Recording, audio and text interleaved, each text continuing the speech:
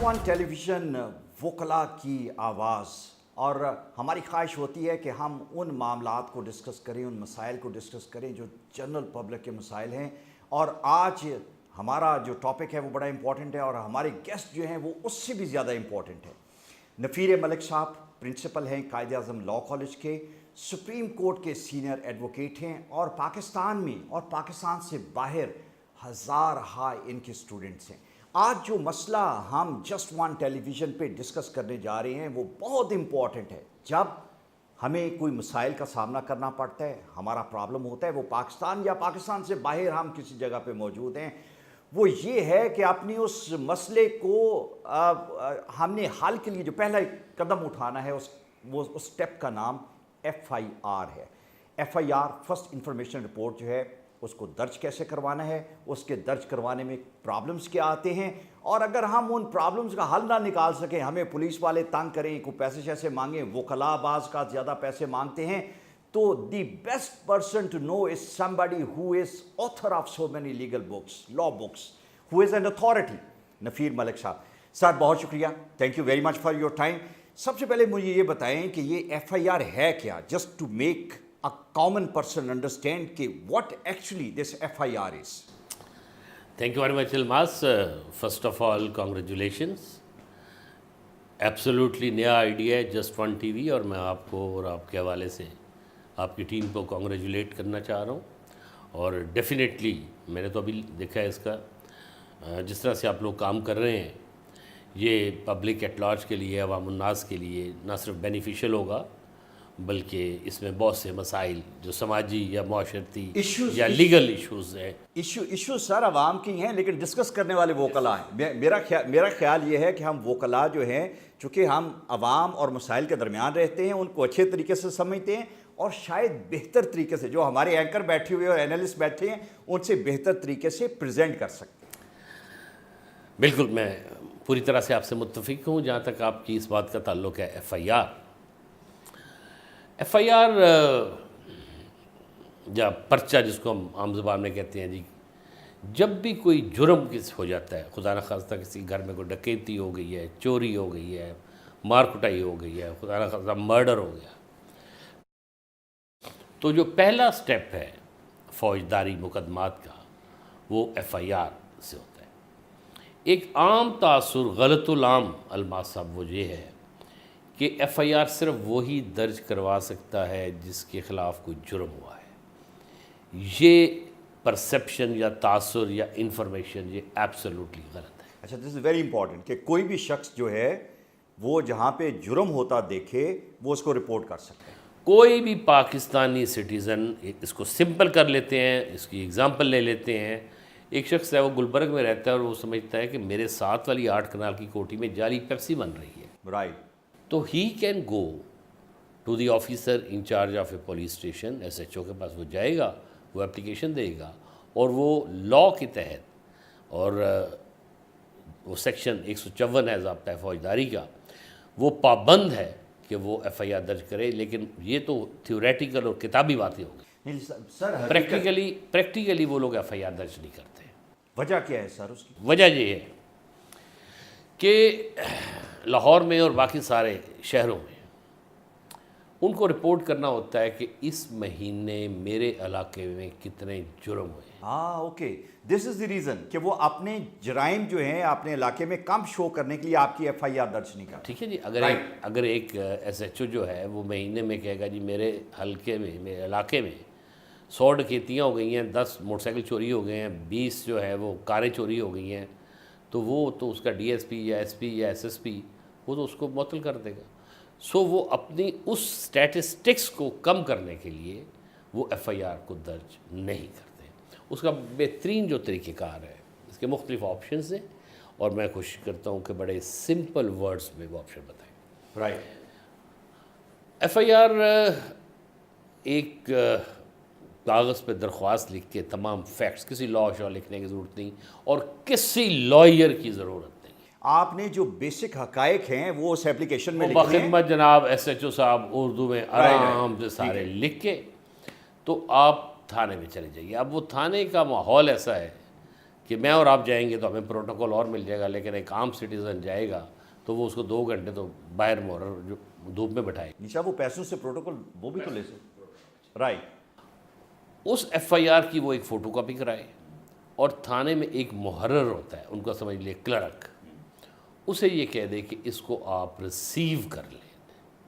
वहाँ इंसिस्ट न करे कि मैंने ज़रूर पर्चा दर्ज कराना, कि ये एप्लीकेशन है, आप इसको रिसीव करके आज की तारीख डाल के थाने की स्टैंप लगा के मुझे दे दें। अच्छा, वो ये भी नहीं करेगा, राइट। ठीक है। उसका फिर सेकंड स्टेप जो हम लोग अपने क्लाइंट्स को, मुझे ऑलमोस्ट 36 साल हो गए एक उम्र गुजरी है इस दश्त की स्याही में, उम्र मेरी थी मगर इसको बसर उसने किया, मेरी न्याजी का शेर। 36 साल हो गए हैं कचहरी से लेके सुप्रीम कोर्ट तक फौजदारी वकालत करते हुए और फौजदारी कानून पढ़ाते हुए। उसका फिर नेक्स्ट स्टेप जो हम अपने क्लाइंट्स को एडवाइस करते हैं कि आप एसएचओ के नाम वो वाली एप्लीकेशन वो आप टीसीएस या कोरियर कर दें, ताकि आपके पास एक मज़ीद सबूत आ जाए कि आपने ये एप्लीकेशन उसको भिजवाई थी, राइट। और उसमें नीचे कॉपीज़ भिजवा दें, उसकी सीसी करके कॉपीज़ भिजवा दें उसके डीएसपी को और एसपी कंसर्न को। बिल्कुल ठीक है, ठीक है। उसके बाद भी अगर वो एफआईआर दर्ज नहीं करता तो फिर 2 ऑप्शंस हैं। एक तो हम अपनी ज़बान में उसको 22 A 22B ज़ाब्ता फौजदारी की कहते हैं कि किसी भी लॉयर को सर्विसेज अंगेज करके एडिशनल डिस्ट्रिक्ट एंड सेशन जज के पास एप्लीकेशन दे दी जाए, वो डायरेक्शन दे देता है। पहले ये इख्तियार था सिर्फ हाई कोर्ट के पास, कुछ सालों से ये एडिशनल डिस्ट्रिक्ट एंड सेशन जजेस और सेशन जजेस के पास इख्तियार आ गया है। उनको हम एप्लीकेशन दे देते हैं, वो एसएचओ को डायरेक्शन दे देते हैं और पर्चा दर्ज हो जाता है। इसमें एक इनपुट आपकी चाहूँगा कि मुझे आप ये बताएं कि यूजुअली कहा जाता है कि जब हम कोर्ट में जाते हैं तो कोर्ट का प्रोसीजर बड़ा लंबा प्रोसीजर होता है कि हम पहले वो शख्स थाने गया, उसकी सुनवाई नहीं हुई, उसने पैसे देने की कोशिश की, दिए नहीं दिए। अब हमने उसे कहा कि जब ये सारे प्रोसीजर नहीं हो सके तो तुम 22A और 22B की एक एप्लीकेशन लेके तुम एडिशनल सेशन जज के पास जाओ। वहाँ पे कितना टाइम लगेगा? बंदा तो चाहता है, चूँकि अफेक्टेड है ना बेचारा, पेन में है, तकलीफ में है, he will like a quick relief. वहाँ बड़ा इंपॉर्टेंट क्वेश्चन है, थैंक यू वेरी मच। वहाँ ज़्यादा टाइम नहीं लगता, ये दीवानी मुकदमात नहीं है जिसमें साल लग जाते हैं, और ये वो ऐसा केसेस नहीं है जो दादा दायर करता है और पोता जाकर उसका फैसला सुनता है। ये मैक्सिमम 7 to 8 डेज का टोटल प्रोसेस, उसमें फैसला हो जाता है, उसमें डायरेक्शन मिल जाता है। बिल्कुल ठीक है, ये होगी ऑप्शन 1। ठीक है। दूसरा, उसको हम अपनी ज़बान में कंप्लेंट कहते हैं, उर्दू में इस्तखासा कहते हैं। ये बात बड़ी इंपॉर्टेंट है और उसमें प्लीज़ मैं ये कहना चाहूँगा आपके तवज्जुह से या आपके ऑडियंस को कि बाज़ औक़ात हम अपने क्लाइंट को एडवाइज़ नहीं करते तुम एफआईआर दर्ज करो। उसकी क्या वजह? मैं आपको, मुझे सिर्फ 2 मिनट दे दीजिए, मैं बड़ी सिंपल आपको बता देता हूँ। फ़र्ज़ किया मेरा क्लाइंट मेरे पास आया है और वो कहता है कि मैंने जिनके ख़िलाफ़ एफआईआर दर्ज करवानी है उसमें एक मुलज़म तो खुद डीएसपी है, ओके, या एसपी है, ठीक है। तो वो अगर एसपी के ख़िलाफ़ मैं एफआईआर दर्ज करवा भी लूँगा तो कौन सा सब इंस्पेक्टर या इंस्पेक्टर होगा जो उसके जो खिलाफ उसको गिरफ्तार करेगा? वो एफआईआर दर्ज हो जाएगी, वो अगले दिन खारिज हो जाएगी, राइट। उसका बहुत कम लोगों को पता है कि एक मुतबादल या अल्टरनेटिव कानून जो है वो भी आपको एक रास्ता देता है कि आप डायरेक्ट मजिस्ट्रेट की कोर्ट में चले जाएं, इलाका मजिस्ट्रेट जहाँ जुर्म हुआ है, डकैती, चोरी, कार, जो भी लड़ाई मार कुटाई, उसके इलाका मजिस्ट्रेट के पास जाइए और वहाँ इस्तखासा फ़ाइल कर दीजिए। इस्तखासा क्या है? सिंपल एप्लीकेशन, वो ही जो एफआईआर में अपने देनी थी वहाँ पे नरेट किए थे उसमें लिखे, वहाँ लिख के और उसके साथ लिस्ट ऑफ गवाहान वो साथ अटैच कर देते हैं।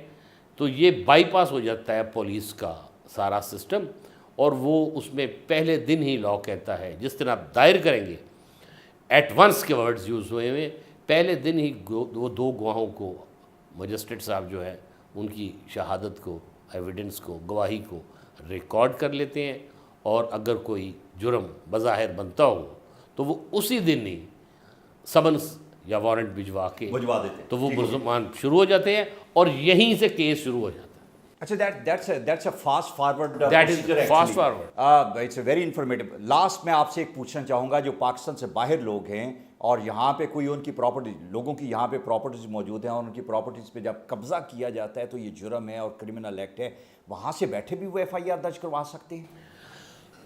बिल्कुल वो वहाँ से बैठे भी दर्ज करवा सकते हैं, बल्कि मैं आपके तवसुत से ये कहता हूँ कि अगर कोई बाहर कोई भी पाकिस्तानी सिटीज़न है, ठीक है, और यहाँ कोई उसकी प्रॉपर्टी भी कब्ज़ा हो गया है, कोई और मसला हो गया है, ठीक है, वो आपके तवसुत से वो हमसे कांटेक्ट कर ले।